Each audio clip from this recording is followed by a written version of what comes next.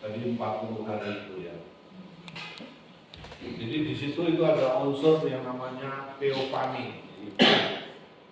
Tradisi E mengembangkan ide 20, 21, jadi bab 20, 21, coba kita lihat tadi 20, 21.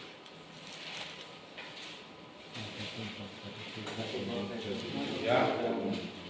Adapun bangsa itu berdiri jauh-jauh, tetapi Musa pergi mendekati embun yang kelam di mana Allah ada. Jadi kalau itu kan perbedaannya ya. Jadi kalau dulu ada namanya kan batas suci itu, yang satu di lereng gunung, umat tinggal di perbatasannya adalah lereng gunung, sedangkan yang lain itu adalah Musa itu boleh naik ke gunung. Mengapa kalau kalau umat itu naik ke gunung bisa mati? Menempatkan Musa dalam perwahyuan ilahi. Meski sekarang sebagai pengantar bahan P, perwahyuan itu berkaitan dengan dua loh batu yang ditulis oleh jari-jari Yahweh.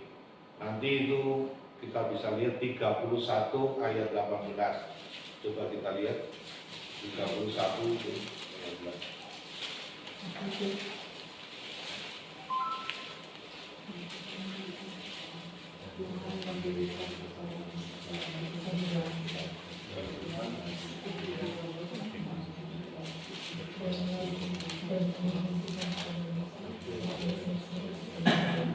Ya.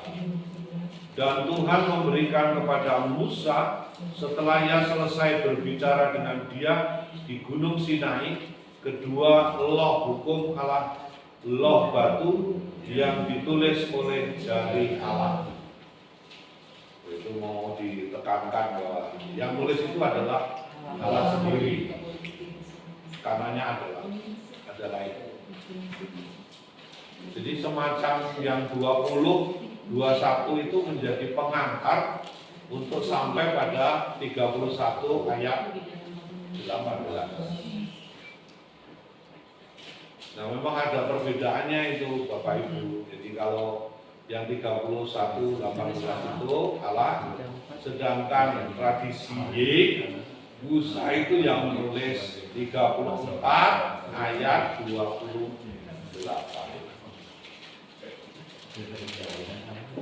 34 ayat 28. Coba lihat. Dan Musa ada di sana bersama-sama dengan Tuhan 40 hari 40 malam lamanya, tadi kita baca, tidak makan roti dan tidak minum air, dan ia menuliskan pada loh itu segala perkataan perjanjian, yakni ke-10 firman. Jadi itu hanya sebenarnya kan beda pandangan. Mau mengatakan itu kalau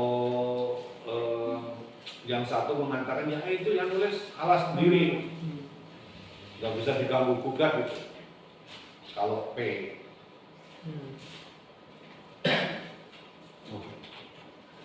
dari awal kan kita belajar ini kan memang ada beberapa tradisi lah yang dalam kita berikan, ada tradisi E, tradisi P, tradisi Y. Nah itu kitab Taurat yang ada sekarang yang kita dalam bahasa Indonesia ini dengan kitab Taurat yang orang Israel itu sama atau enggak? Pertanyaan pertama itu. Nah, terus yang kedua, kalau melihat itu kan sering kita dapat pertanyaan dari orang-orang di luar gereja kan, ada seperti penyetan isi kitab suci ini isinya berbeda-beda. Nah ini kan salah satu contohnya, maksud saling bertentangan dengan satu kitab 10 berita Allah ditulis sama jari-jari Yahweh sendiri. Yang satu lagi kan 10 berita Allah ditulis oleh tangan Musa istilahnya kan. Nah, mungkin apakah ya karena penyebabnya karena perbedaan tradisi ini gitu. ya, orang memang kan berpikir itu bahwa wahyu itu utuh, sehingga orang tidak pernah berpikir bahwa itu sebenarnya dikumpulkan dari berbagai macam tradisi dan tempatnya pun berbeda kok. Jadi kalau kita ngomong P, wah itu pasti itu dari bait suci kebanyakan. Sedangkan yang lain mungkin adalah tempat-tempat kudus yang lain seperti sinagoga, misalnya begitu. Terus yang nulis berbeda, tempatnya berbeda, itu ya. Yang mengumpulkannya, tapi itu kan kemudian diredaksi oleh kelompok ini. Dan orang tidak pernah membayangkan bahwa ada namanya kan nanti sekolah kebijaksanaan. Itu pada abad 10 sebelum Masehi. Itu kira-kira mulai pada zamannya Salomo. Ada itu. Jadi orang kadang-kadang itu gini loh membayangkannya itu, oh kitab suci itu jadi plek. Nah itu. Padahal itu kan melalui proses dan prosesnya itu sungguh lama. Jadi saya kira perjanjian lama mungkin Deuterokanonika itu baru kanonnya itu baru tahun 100-an awal-awal dan baru abad mungkin awal abad kedua lah. Dan itu membutuhkan apa ya? Membutuhkan waktu. Nah, yang kadang-kadang tidak gampang itu adalah ketika orang membayangkan, wah kitab suci itu jadi. Iya. Nah, padahal itu prosesnya melalui peredaksian yang lama dan itu namanya apa namanya itu orang juga lalu ini linknya kemana? Tradisi ini di kemudian hari seperti apa? Kayak misalnya kita bayangkan Injil itulah, Injil dan sebagainya itu kan benar-benar dikumpulkan baru mungkin abad kedua, awal abad kedua. Belum lagi Bu, ya kalau kita bayangkan latar belakang budaya saat itu dan pergeseran nilai-nilai bahasa kan kadang-kadang makna bahasa itu kan bergeser berubah gitu kan. Kadang-kadang kan gini loh, orang itu memikirkan Allah itu kan kuasa. Kalau Allah kuasa itu benar-benar jadi sekali. Padahal bukan itu. Roh itu kan juga memakai budaya ya. Jadi kan nggak bisa misalnya langsung sekaligus jadi begitu. Jadi mengalami perkembangan. Justru kalau kita lihat misalnya dari segi moral saja, itu kan kita bisa melihat begitu ya. Dulu mata ganti mata, lalu kemudian kok ada mencintai musuh. Terus Yesus selalu mengajarkan nanti cintailah musuh-musuh. Itu kan lihat itu perkembangan perwahyuannya itu kan sangat jelas saja. Jadi bukan sekaligus itu sudah jadi moralnya belum. Ada kitab aslinya di surga. Ada repot begitu ya. Maka ada perjalanan historisnya itu menjadi unsur juga yang penting. Kadang-kadang kita ini nggak terima karena pikiran kita itu pikiran sekarang. Padahal kan itu coba ya perjalanan perkembangannya. Yang indah itu kan di situ sebenarnya. Kok dulu sudah pikir begitu? Jadi kalau kita ini misalnya abad sekian itu sudah sampai pada mencintai musuh, terus kembali ke abad ke-18 sebelum Masehi ya cocok kan sebenarnya kan. Ya sebenarnya kalau mau dibandingkan dengan undang-undang itu begitu sama. Undang-undang UUD 45 itu kan juga diamandemen setelah tahun 98 atau 2000 gitu. Setelah reformasi. Berubah. KUHP sekarang juga baru sebagainya kan karena ada proses perkembangan sosial, politik dan sebagainya. Kayak mengikuti zamannya. Dan yang kadang-kadang tidak mencukupi seringkali itu kalau orang tidak punya pengetahuan yang luas mengamandemen sesuatu hukum itu agak repot juga. Misalnya yang sekarang rame ini kan kasus perkawinan beda agama ya. Perkawinan beda agama.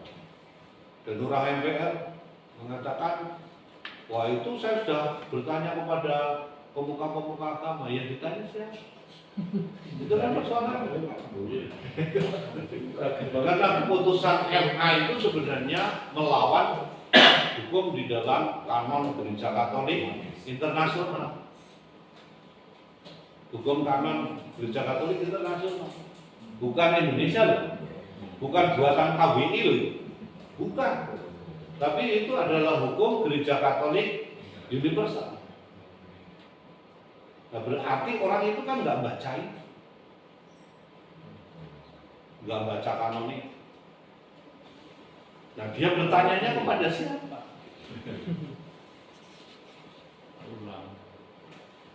Karena yang namanya hak beragama itu tidak bisa dipaksakan kepada seseorang, itu adalah hak dasar. Nah, kalau orang mencintai kan masa harus pindah agama?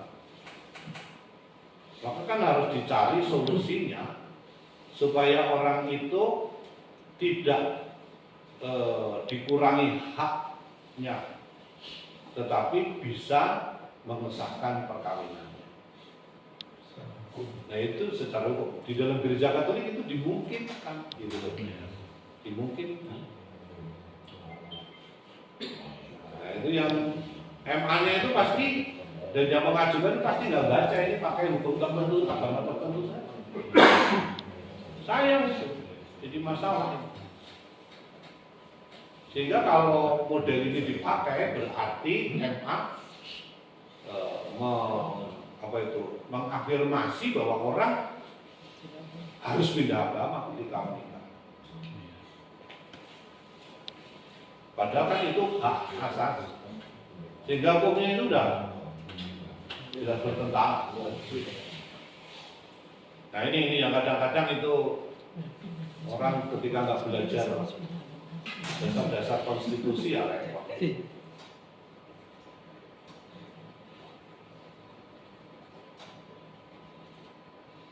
Jelas ya. Hanya sebenarnya kalau ini itu yang menulis Allah atau yang menulis manusia itu kan dilihat dari sudut pandangnya. Yang menjadi penulis sesungguhnya, kalau kita kemarin belajar awal itu yang menjadi penulis sesungguhnya kan manusianya. Tetapi Allah itu juga sebagai pengarangnya. Tapi penulis sesungguhnya adalah manusia dengan bahasa dan sastra manusia. Romo, kan Romo pernah juga jelaskan kalau dibuat dalam bahasa aslinya itu nggak ketemu kalau diartikan ke dalam bahasa Indonesia gitu. Jadi terkadang ada pergeseran makna lah seperti yang disampaikan Bapak ini tadi. Kenapa nggak ditulis saja aslinya terus dibuat translate-nya? Jadi nggak ini. Nggak bisa juga ya. Susah bacanya kan.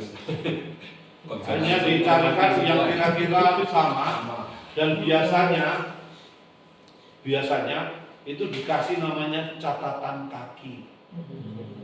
Maka kayak punya Pak Argo itu Gereja Katolik itu, yang benarnya itu supaya orang membaca catatan kaki. Jadi kalau nggak ngerti, baca bawahnya ayat ini keterangannya apa. Kadang-kadang ada ditulisan di situ. Ada catatan kaki. Tapi terkadang butuh ini juga Romo. Kalau dari segi bahasa Romo, kita kalau lihat seperti Injil Lukas itu banyak, dia itu aslinya kan dari bahasa Yunani Romo. Nah, sementara kalau dari yang lain bahasa Arab Ibrani. Nah itu pun terjemahnya beda, sehingga kita bisa tahu kalau ada ahli-ahli yang menjelaskan mau gitu. Ya. Nah begitu. Ya memang perlu itu. Karena kalau yang kita pegang itu kan biasanya ya yang kita baca biasa itu orang kan bisa namanya tafsiran rohani. Tafsiran rohani itu kan ya apa itu namanya berdasarkan pengalaman rohani kita. Tapi kalau sudah seperti kita ini kan sebenarnya kan saya mengajari kepada Bapak Ibu itu eksegese ringan. Maka kan saya terangkan latar belakangnya, saya terangkan, oh ini dulu aslinya seperti ini, budayanya seperti apa. Supaya kita itu jangan hanya apa ya,